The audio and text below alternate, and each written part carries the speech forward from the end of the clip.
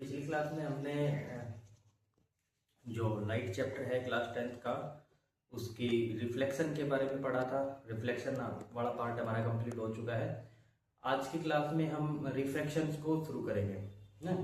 तो लाइट के मैंने बताए थे स्टार्टिंग में, जो फर्स्ट क्लास में रिफ्लेक्शन होता है, रिफ्रैक्शन होता है, एब्जॉर्प्शन होता है। तो हमें अपने यहाँ पर रिफ्लेक्शन और रिफ्रैक्शन के बारे में पढ़ना है, ठीक है।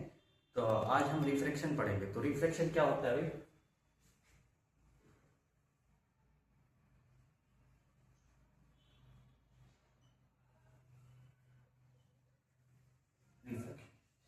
रिफ्रैक्शन का मतलब क्या होता है? Bending of a light when goes one medium to another medium. जब लाइट एक मीडियम से दूसरे मीडियम में ट्रेवल करती है तो लाइट अपने पाथ से बेंड हो जाती है, ठीक है। तो इस फिनोमेना को बोलते हैं रिफ्रैक्शन।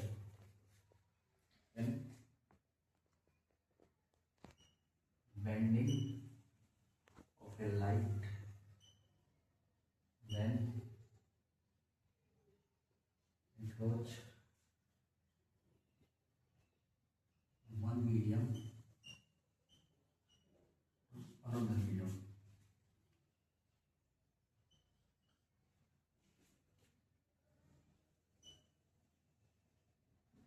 जब लाइट एक मीडियम से दूसरे मीडियम में जाती है तो अपने पाथ से बेंड हो जाती है। इस फिनोमेना को बोलते हैं बेंडिंग ऑफ लाइट। इस फिनोमेना को बोलते हैं रिफ्रैक्शन। इसमें क्या होता है? बेंडिंग हो जाती है लाइट। तो देखिएगा, ये हमारा एक इंटरफेस है। क्या बोलते हैं इसको? इंटरफेस। अब एक मीडियम 1 है और ये दूसरा मीडियम 2 है। ये हमने यहाँ पर एक नॉर्मल लाइन, यहाँ पर एक नॉर्मल लाइन ड्रॉ करेंगे।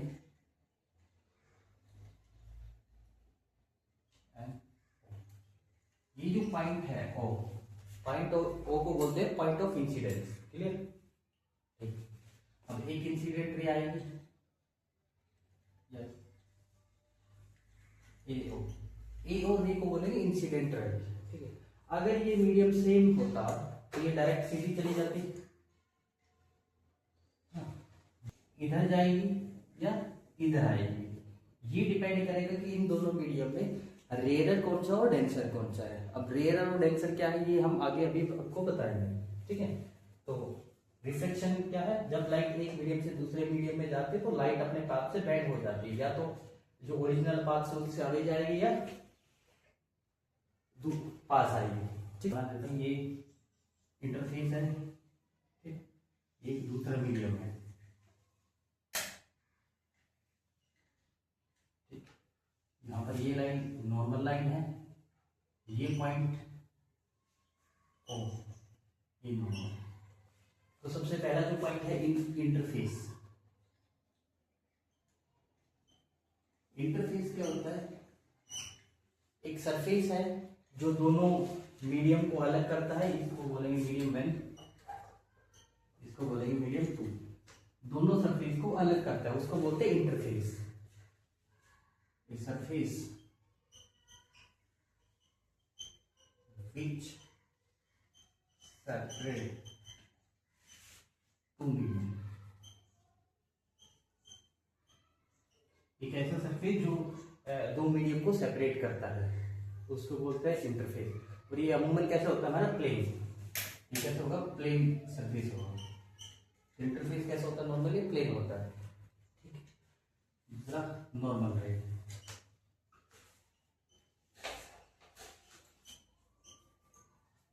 एक परपेंडिकुलर लाइन ड्रॉ करेंगे इंटरफेस पर, उस लाइन को बोलते हैं नॉर्मल लाइन। परपेंडिकुलर ड्रॉ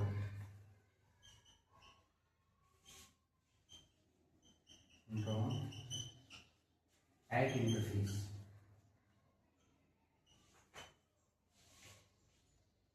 ठीक, ये परपेंडिकुलर ड्रॉ एट इंटरफेस। ये जो परपेंडिकुलर ड्रॉ क्या है इंटरफेस पे, इसी को क्या बोलते हैं? नॉर्मल रे बोलते हैं। अब थर्ड इंसिडेंट रे।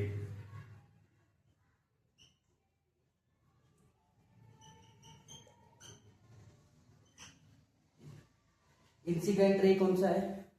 जो रे पॉइंट ऑफ इंसिडेंट्स पर इंसिडेंट होती है, मतलब कि आकर स्ट्राइक करती है, तो इस केस में ये लाइन रे आई है, ए ओ, ये इंसिडेंट रे है, ray which incident on point of incidence. ये जो पॉइंट है वो इसी को बोलते हैं पॉइंट ऑफ इंसिडेंस। ठीक, अब और angle of incidence, angle of incidence, angle of incidence हम रिफ्लेक्शन में भी बता चुके हैं आपको। जो इंसिडेंट रे है और नॉर्मल के साथ जो एंगल बनाएगी उस एंगल को बोलते हैं incident ray, sorry incident angle. ये हमारा एंगल ऑफ इंसिडेंस होगा। यह इंसिडेंट रे नॉर्मल लाइन के साथ जो एंगल बना रही है उसको बोलते हैं इंसिडेंट रे। ये जो एंगल है इंटरफेस के साथ, ये वाला इंसिडेंट एंगल नहीं है, नॉर्मल के साथ जो इंसिडेंट रे एंगल बनाएगी उसको बोलते हैं angle of incidence ray. Angle में बाई इंसिडेंट रे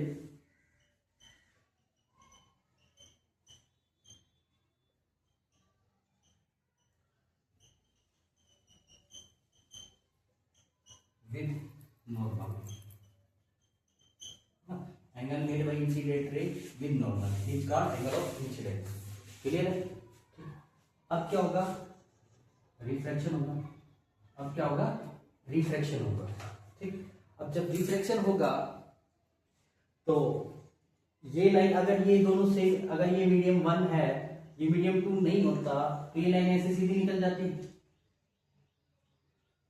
अपना ओरिजिनल पाथ फॉलो करती। ठीक, लेकिन मीडियम 2 के आने से लाइट क्या हो जाएगी? बैंड हो जाएगी। तो हम मान लेते हैं अभी के लिए टुवर्ड्स द नॉर्मल बैंड हुई है, ये नॉर्मल की तरफ बैंड हो गई, नॉर्मल की तरफ क्या होगी? बैंड हो गई है। ठीक है, अब ये जो लाइन है ओबी, इसको बोलते हैं रिफ्रैक्टेड रे।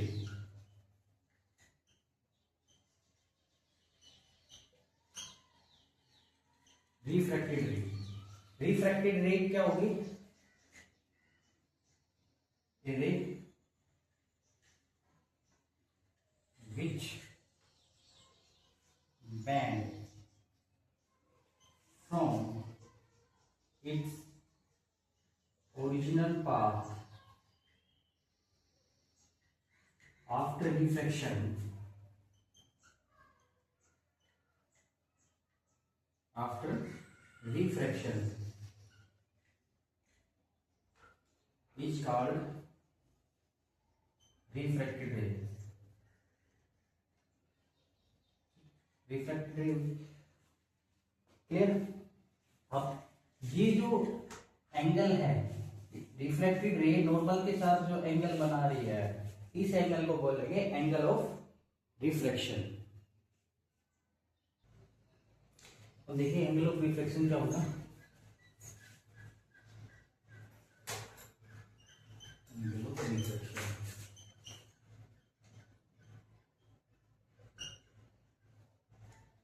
Angle of reflection, angle made by incident ray with normal, angle made bye refracted रे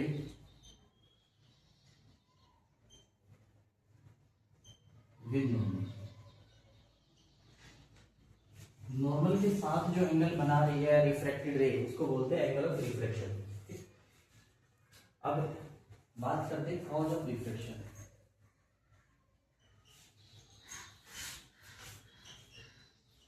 अब रिफ्लेक्शन होता क्यों है, इस पर चर्चा करते हैं। तो देखिए जो रिफ्लेक्शन है वो किसी कारण से होता है? लाइट के बैंड होने के कारण से, है ना। तो लाइट के बैंड होने के कारण से बैंडिंग हो, सबसे पहली बात तो रिफ्लेक्शन होता क्या है? Bending of light. ये जो लाइट है अपने पाथ से बैंड हो गई है ओरिजिनल पाथ से, ये बैंड क्यों हुई है, उसका क्या कारण है? तो देखिएगा स्पीड ऑफ लाइट,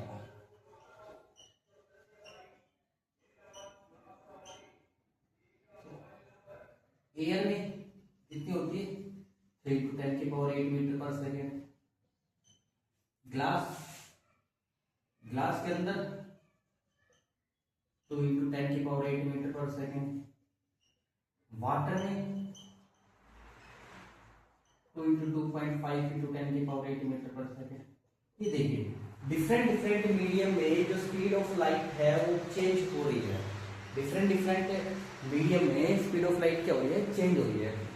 अब चेंज हो रही है तो क्या होगा, जब लाइट एक मीडियम से दूसरे मीडियम में जाएगा, यानी कि यहाँ पे मान लेते हैं एयर है और यहाँ पर मैं मान लेता हूँ वाटर, एक ग्लास मान लेते हैं। अब लाइट क्या करती है, लाइट डिफरेंट मीडियम में डिफरेंट स्पीड होती है, जिसके कारण से लाइट क्या करती है, एक फिक्स मटेरियल में मिनिमम पॉसिबल टाइम में डिस्टेंस ट्रेवल करना चाहते हैं। मान लीजिए ये जितनी भी डिस्टेंस ट्रेवल करेगी लाइट चाहेगी कि मैं कम से कम समय में ये डिस्टेंस ट्रेवल करूं। ठीक है, लाइट क्या चाहती है कि कम से कोई भी मीडियम है जिसमें भी लाइट ट्रेवल करती है, उस मीडियम की जितनी भी डिस्टेंस है, जितना भी वो रास्ता कवर करती है, the path covered by the light in least possible time, the path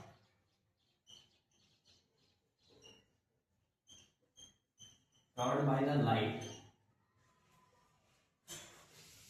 in least possible time। ये मेन लाइन है कि जो लाइट क्या है, कितना भी रास्ता है उसको लिस्ट पॉसिबल मतलब कि सबसे कम समय में कवर करना चाहिए, जिसके कारण से लाइट अपने आप को क्या करेगी, एक अपनी डायरेक्शन को चेंज कर लेती है, जिसके कारण से वो अपना सूटेबल पाथ फाइंड आउट करती है ताकि वो लिस्ट पॉसिबल टाइम में कवर करे। ठीक है, अब बात करते हैं कि जो लाइट है, ये लाइट बेंड हो रही है, इधर बेंड होगी टुवर्ड्स द नॉर्मल बेंड होगी या away from the normal bend होगी, ये किस चीज पर डिपेंड करता है, तो ये डिपेंड करता है कि हमारा मीडियम किस लाइट, हमारी जो लाइट है किस मीडियम से किस मीडियम में जा रही है। क्या चीज, 2 पॉइंट समझ होंगे, ऑप्टिकली रेयर और ऑप्टिकली डेंसर। ठीक है, ऑप्टिकली रेयर का मतलब होता है जो पार्टिकल ऑफ मीडियम है, पार्टिकल्स ऑफ मीडियम, जो पार्टिकल्स ऑफ मीडियम है वो उनका जो सेपरेशन है, सेपरेशन क्या है, लार्ज, यानी कि उनके बीच में गैप क्या है, ज्यादा, मतलब कि पार्टिकल क्या है, दूर है, पार्टिकल क्या है, दूर है। फॉर एग्जांपल एयर के जो पार्टिकल है वो काफी दूर होते हैं, इसलिए इसको ऑप्टिकली रेयर बोला गया। और ऑप्टिकली डेंसर का मतलब जिसके पार्टिकल्स क्या हो, जिसके पार्टिकल क्या हो, पास हो, जिसके पार्टिकल क्या हो, पास हो, जैसे ग्लास है। अब एयर और ग्लास में ऑप्टिकली रेयर क्या है, एयर है, ऑप्टिकली डेंसर क्या है, ग्लास है। अब ग्लास और वाटर में ऑप्टिकली रेयर ये है, ऑप्टिकली डेंसर ये है। अब एयर और वाटर में एयर ऑप्टिकल रेयर है, यहाँ पे वाटर क्या है, ऑप्टिकली डेंसर बन गया। जब भी हम बात करेंगे तो दोनों मीडियम में देखेंगे, दोनों मीडियम में कंपैरिजन करके देखेंगे कौन सा मीडियम ऑप्टिकली रेयर है, कौन सा मीडियम ऑप्टिकली डेंसर है। ऑप्टिकली रेयर का मतलब उस मीडियम के जो पार्टिकल्स है वो दूर है। अगर पार्टिकल दूर है तो लाइट को ट्रेवल करने में जो लाइट की स्पीड है वो इंक्रीज हो जाएगी, है ना। अगर पार्टिकल पास है तो लाइट को ट्रेवल करने में थोड़ा सा डिफिकल्टी होगी, तो वो अपनी स्पीड को क्या करेगी, डिक्रीज करेगी, जिसकी वजह से लाइट क्या हो जाती है, बैंड हो जाती है। अब हमें यही डिसाइड करना है कि लाइट इधर बैंड होगी या away from the, when light goes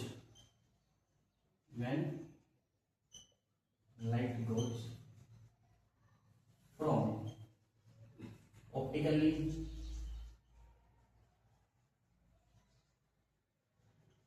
rarer to optically denser,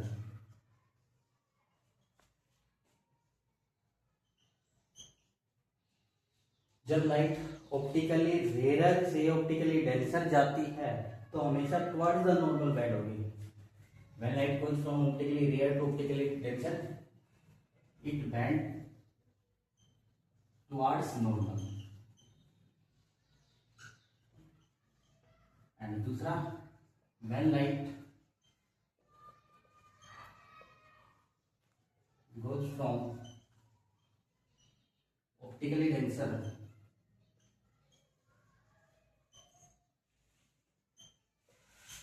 to optically rarer,